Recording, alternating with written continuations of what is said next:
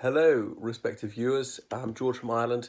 So, a tad under the weather, might explain my voice. A bit dishevelled, that's always me. I'm not someone to spend hours in the mirror sculpting my follicles. So, this video is about the UK general election, which is kicked off, and very soon, I think it's today, is going to be the official dissolution of Parliament, because I know this election was announced about a week ago, but there will, at various places, the steps of the Royal Exchange in London, Market Cross in Edinburgh, I'm not quite sure where else, there'll be heralds there, and they'll be reading out a proclamation from Her Britannic Majesty saying Parliament is dissolved, and that's that, and obviously going to meet again 13th of December, if I got that right. Now, there are procedures whereby Parliament could be resummoned in the interim were something to happen, a war break out or some terrible crisis. But that's never been invoked thus far. Anyway, so John Bercow bowed out as Speaker of the House of Commons after 9 years, who's well known. He's perhaps more widely recognised overseas than any previous Speaker of the House of Commons. So he'd somewhat lost respect towards the end. He'd been very well regarded in the early years. Now, Michael Martin, his predecessor, was an easy act to follow, as Sir Michael was not held in high esteem, intervening in controversial issues and abusing his expenses and so forth. But Sir John Bercow is towards the end, people thought he was biased. Well, certainly the Conservative Party and leavers within the Conservative Party, that's the majority of Conservatives, felt that way. Bear in mind that when he was an MP, Bercow had been an arch Eurosceptic himself. So in Sir John's defence, he would say, no, I wasn't slanted debate this way or that. I was really perform my duties without favour and allowing free and open debate. What are his views on Brexit? I suspect he actually wants it, but believes that the House, the debate shouldn't be shut down, prorogation was wrong, and blah, blah, blah.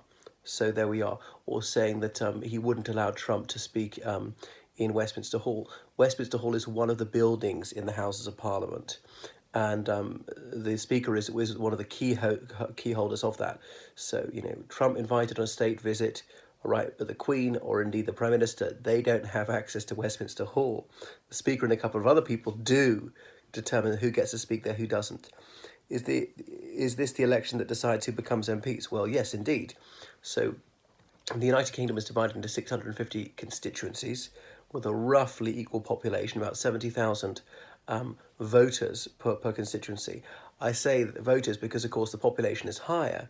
Many people can't vote. They're children. They are citizens of countries which are not allowed to vote here. If you're a citizen of the Republic of Ireland, like me, you are allowed to vote in the UK, if you're resident, obviously.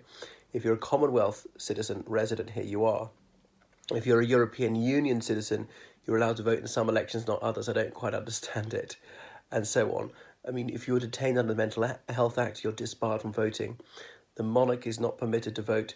Other members of the royal family are allowed to vote, but by convention they do not. And I think those who are in prison serving a sentence are not allowed to vote, but those on remand are permitted to vote. And I can't think of any more categories of people who are not allowed to vote. But anyway, so that's going ahead. There's one member of Parliament elected per constituency. You might think, well, that would go without saying, but it doesn't, because till 100 years ago, there were some double-seated constituencies. Rather than a constituency of, say, 70,000 people, voters rather, there'd be a constituency of about 140,000, and it would elect 2 MPs. Particularly if it's a city, rather than split it into 2 constituencies, let's make it a double-seater constituency. Constituency is commonly called a seat, although the word is actually constituency. And a member of Parliament, well, he or she is in Parliament. We often say they sit for whichever constituency. You could also say that he represents such and such a constituency rather than sits for it. Same thing. And by the way, when I say you get seats in the House of Parliament, you don't actually have a fixed seat. You sit wherever. The government sit on one side, the opposition sit on another. If you have a very high government majority, there's just not enough room for the government MPs on that side, and so they have to go around and sit on the opposition side. Anyway, so they elected Sir Lindsay Hoyle as the new Speaker of the House of Commons. That was the House's last duty before dissolution. So Sir Lindsay was a Labour MP for Chorley in Lancashire. Lancashire's a county in northwest England, and yeah, so he's a sort of Labour veteran, comes from an ordinary background, and maybe represents ordinary people a bit more. Bercow likewise would like to like to sometimes pull working class rank, saying his father's a taxi driver, he went to a state school, he went to the University of Essex, he wasn't born with a silver spoon in his mouth. But anyway, coming back to Sir Lindsay, so that's that. He was a deputy speaker for some time because the speaker can't be there all the time. He's got at least 3 deputies, one of whom was Nigel Evans, a Conservative MP, Lindsay Hoyle, I can't remember who the third one was. So there's nobody in the SNP, for example, who's ever been a speaker or a deputy speaker. But, you know, that could change as there's a considerable SNP contingent. You would go back to the early 90s, the Scottish National Party had only 4 MPs. Go back to the 80s, they had 2 MPs. You go back to the 60s, they had none. Anyway, what else about this election coming up? So that's that. And when he was elected, Sir Lindsay was carried to the chair. I don't mean literally carried, that's the expression they use. His hands were held and he was led to the chair. One by Labour MP Caroline Flint, who's a deputy speaker, and one by Nigel Evans, who's a Conservative. And there'll be some naughty quips about Sir Nigel. If Nigel Evans holds your hands, then be worried. Then one thing would lead to another.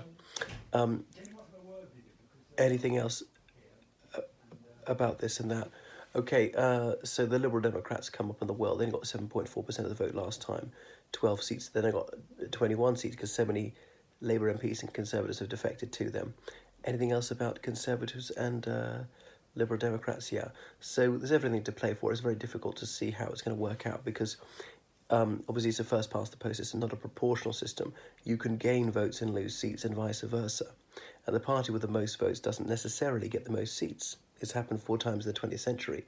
Only one of those 4 times it favoured the Conservative Party. The other 3 times it favoured the Labour Party.